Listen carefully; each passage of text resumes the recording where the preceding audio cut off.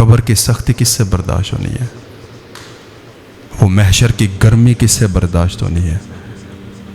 وہ گرز کس سے برداشت ہونے ہیں؟ جو گنہگار کی قبر میں گنہگار کو عذاب کے طور پر مارے جائیں گے، تو کیوں نہ یار گناہوں کا راستہ چھوڑ کے رب رحمان کا راستہ اختیار کیا جائے؟ کہہ دے رب تعالیٰ سے آ جائیں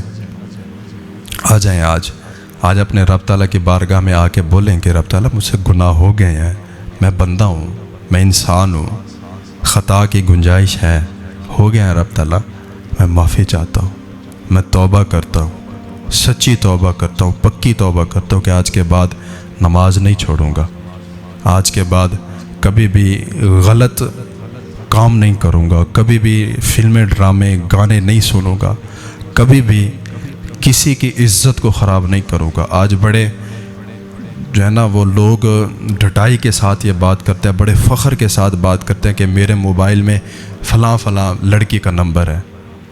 بھائیو کسی کی عزت خراب کر رہے ہو یار۔ اب میرے پاس یہ موبائل ہے، ابھی بیٹھے بیٹھے مجھے موت آ جائے، اب میرا موبائل آپ لوگوں کے پاس ہو، آپ اس کو کھول کے دیکھیں، ایسی چیزیں آپ کو اگر نظر آئیں تو پھر میرا کیا رہ جائے گا؟ آپ لوگوں کو کسی کو اندازہ ہے اس بات کا کہ اچانک موت آنی ہے نا، کسی کو بتا کے نہیں آئے گی۔ تو اگر اچانک ہمیں موت آ جائے اور ہمارے ماں باپ، ہمارے بہن بھائی، اگر ہم شادی شدہ ہیں تو ہمارے بیوی بچے، ہمارے مرنے کے بعد اگر ہمارا موبائل کھولیں تو ان کی آنکھیں شرم سے جھک نہ جائیں، بلکہ وہ فخر محسوس کریں کہ ہمارا بچہ اچھا تھا، ہمارا باپ اچھا تھا، ہمارا بھائی اچھا تھا۔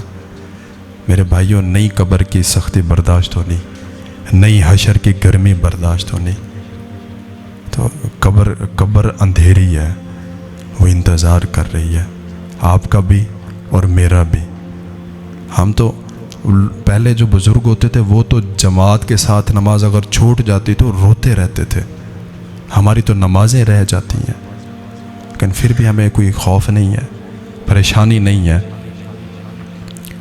بس گناہ پہ گناہ کیے جا رہے ہیں۔ یہی تجھ کو دھن گئے رہوں سب سے بالا، ہو زینت نرالی ہو فیشن نرالا، دنیا کی محبت نے تجھے اندھا کر ڈالا۔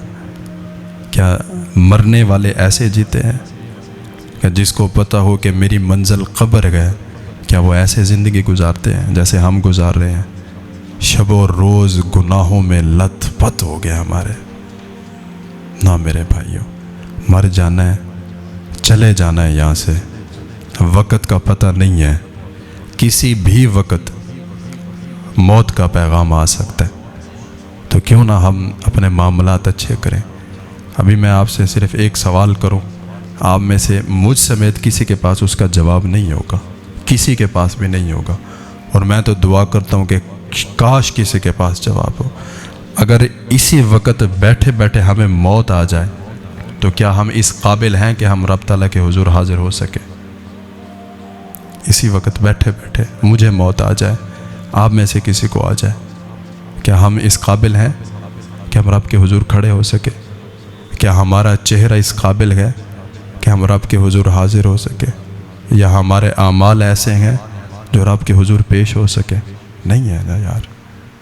زمینِ چمن گل کھلاتی ہے کیا کیا، بدلتا ہے رنگ